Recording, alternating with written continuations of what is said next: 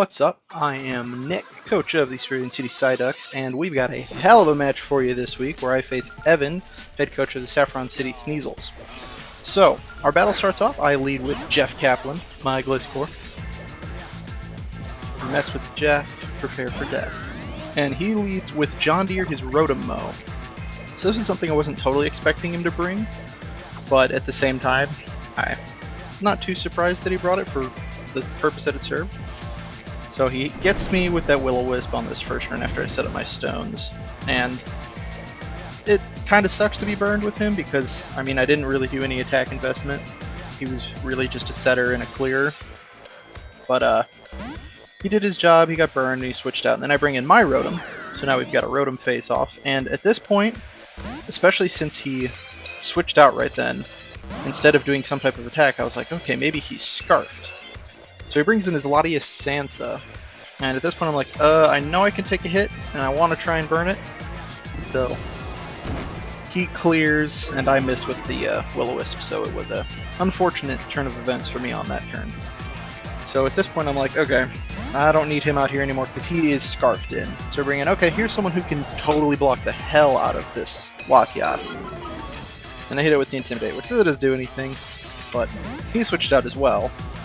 And he sent out his Marowak, which I'm like, okay, I can still deal with this since I was rocking an Earthquake on my Grand Bolt. But I was like, I'll switch out and bring back in to set up those stones, especially because I knew that my guy could take some hits. And there goes his Stealth Rocks. And at this point I kind of had a dilemma of, do I clear his rocks and try and set my own, or do I just set my own stones and just deal with the fact that I have them on my side? And he switches out and brings back in his Latias. And I decided to go with the Stealth Rocks, because like those are valuable. With the calculations I was doing before the battle, it was just better to have that extra damage from the stones going on his team. But at the same time I was like, oh crap, Sansa can defog. So she hits me with the Ice Beam and it just obliterates me. Tried to build him a little bulkier to hopefully take a hit and give him a Focus Sash, but the burn breaks the Focus Sash, so it didn't really matter in the end. So then I bring back out my Grand Bowl because Grand Bowl is resistant to the strongest attack from Latias that I could see with Draco Meteor, so thought, hell, I can survive that. But she switches out, hoping not to take the hit, and I used what would have killed her, but since she switched out, it didn't. It really doesn't do much of anything. So he made a good prediction there. And that this was the point where I should have realized, oh, his Rotom does not have a Choice Scarf, because it just healed with leftovers. But later in the battle, there was another point where it was Rotom versus Rotom again, and I wasn't sure because I had forgotten about this turn. So I should have been tracking that. This is another matchup that I was hoping to get on my side, is his Kartana. I had a Fire Fang specifically on there to try and beat him out. And at this point I made a mistake because I was thinking that he was probably going to switch out because he probably didn't want to get KO'd this early with that Kartana, because that's what he's been using pretty consistently to sweep teams. So I used the Play Rough, hoping that he would, or expecting him to switch into somebody, but it missed and he switched out anyway, so it didn't matter. At this point I should have used an Earthquake because I should have known he wasn't going to stay in, but I did use a Fire Fang, which was a really poor choice on that one. So then he hits me with the Shadow Bone, and I'm pretty sure... No, yeah, if it wasn't for the critical hit, Grand Bull would have survived that hit and would have hit with an Earthquake back, but critical hits happen. Such is the name of the game. So at this point, since I knew I could counter him pretty well, and I wanted to get that attack drop to weaken him a little more, this was something that Jacob had suggested to me, is running an interesting Z set on my Gyarados. So this is where I activate my Z move, which is something I hadn't thought of, and to get it, it is a very obscure method to get this set going. But it is a Z Happy Hour, which boosts all of your stats by 1. And with the calcs we had run beforehand, Gyarados at a +1 would be faster than anything on his team unless it was Scarf. So right there I go out, hit that crunch, take out his Latias, which was definitely something that I was worried about, was that Latias, but I was able to take it out, which I was really happy about.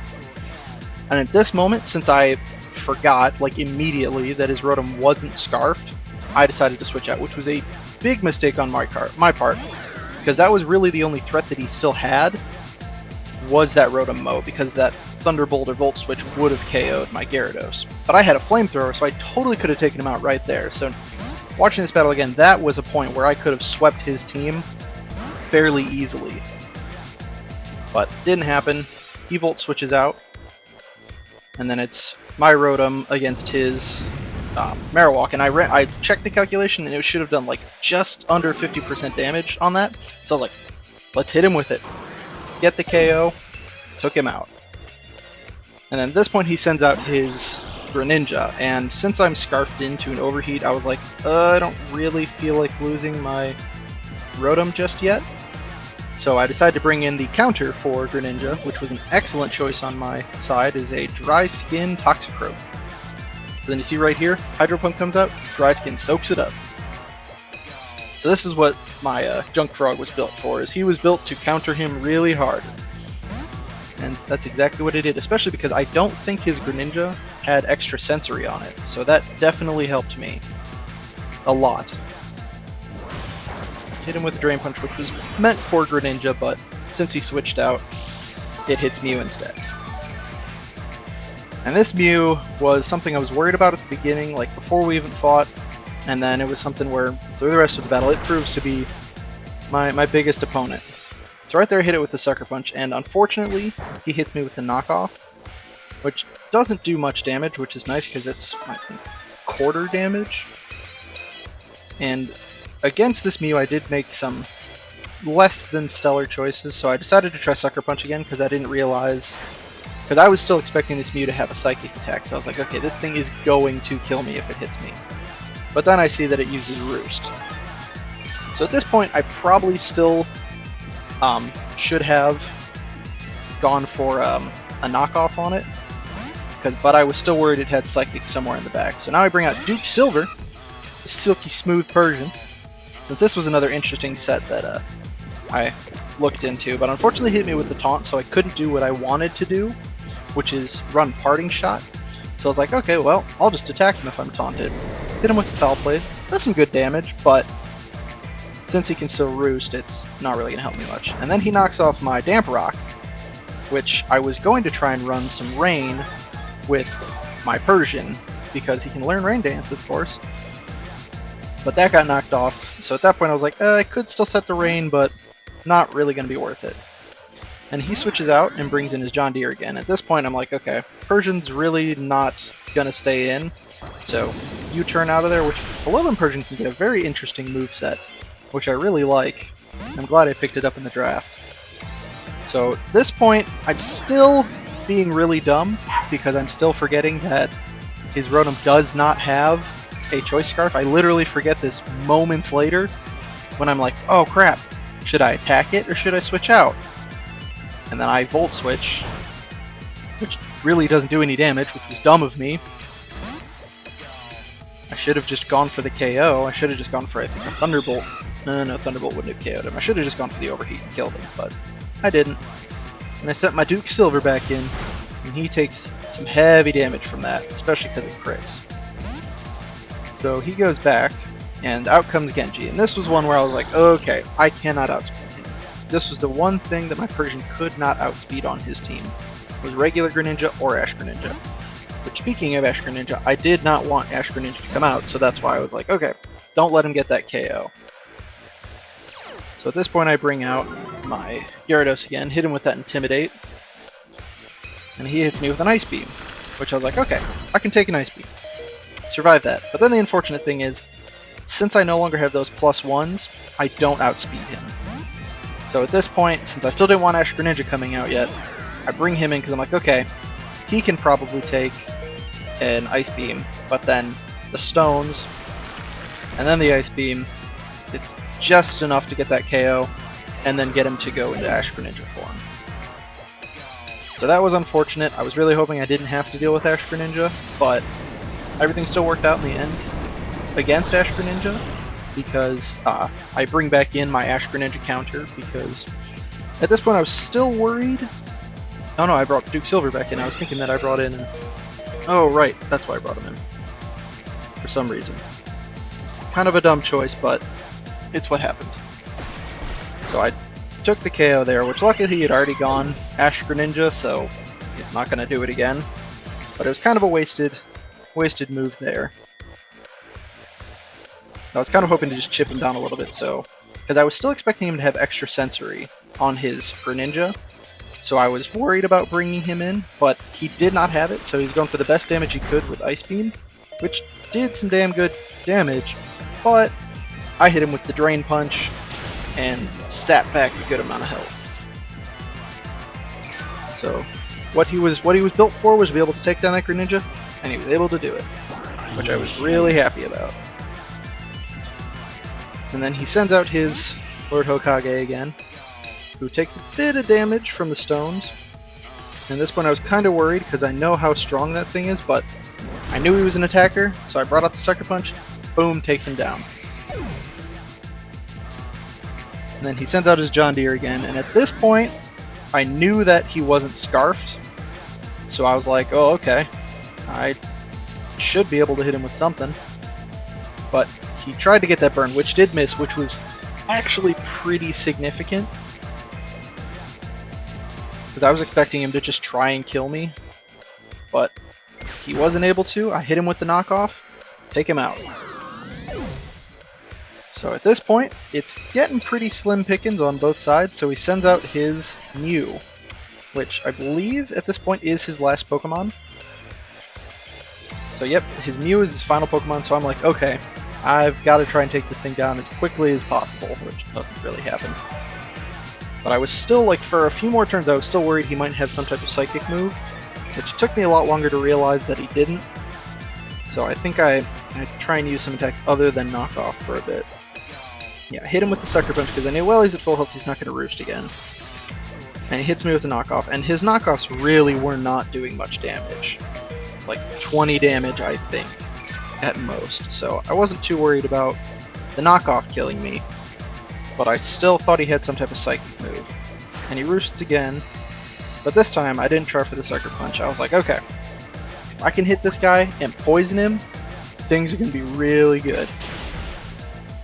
But I hit him with the knockoff first, so 50% of his health, and he gets rid of his leftovers so he can't heal anymore. So at this point he roosts, so I'm like, okay, I knew he was going to go for that. I think this is the point where I realized he can't have a Psychic move, otherwise he would have just killed me. So I hit him with the Gunk Shot, do some stab damage. I think this is my most powerful move against him. And then I get really lucky, get that poison on that first hit, which definitely is something that it gave him a timer.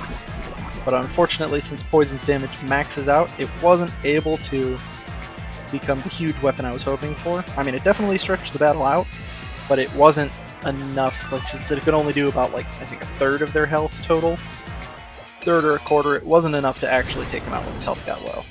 So at this point, I know he doesn't have a Psychic move, so I'm like, okay, he's either going to try and go for an attack, or he's going to have to roost again. So a lot of these last couple turns are me trying to predict if he's going to roost, or if he's going to just try and take me out. Because the thing was, the only thing I have left is my Gyarados with like 14 health, but the Stealth Rocks are up. That really doesn't help me out at all. And a Gunk Shot missed right there, so I do have a couple Gunk Shots missed, which upsets me a little bit, because those definitely could have helped. I made a good predict on that Sucker Punch right there, because he went for that knockoff to get more damage on me, and takes me down all the way to 13 health, so 18 damage on that one. So really this is just a battle of chips. So at this point I'm like, okay, he's probably going to roost. So I go at it again, throw another Gunk Shot at him. He heals up there, Gunk Shot comes out, takes out about, I think it's about 50% of his health every time. And then it brings him down, his health's low, he gets hurt by that poison, but the poison I think has reached its maximum amount of damage, which is really sad for me. So what I probably should have been doing at some of these points is throwing some Drain Punches so that I could get health back, but I really just wanted to KO him. And I think that right there could have been the moment where it would have happened, but that Gunk Shot missed. And I had a failed Sucker Punch there, So there were some times where I made some bad predicts where I was hoping he would just try and go for the KO, since at this point I had low enough health that if he would have attacked me at any point, it would have KO'd me. So then here we go. He hits me with the knockoff. It does the like 18 to 20 damage that it was going to do, which takes me out. And then all I have left after that is my Gyarados with his 14 health against Stealth Rocks, and he got 13 health, sorry. So he comes in and immediately just gets KO'd. So really long fight, but a really good fight. I was really happy with how I did. I mean, I lost, but Evan has consistently shown that he's probably one of the best ones in the league, and I was able to beat him down with this team, so I was really happy with it. Next week, let me see, who am I going up against?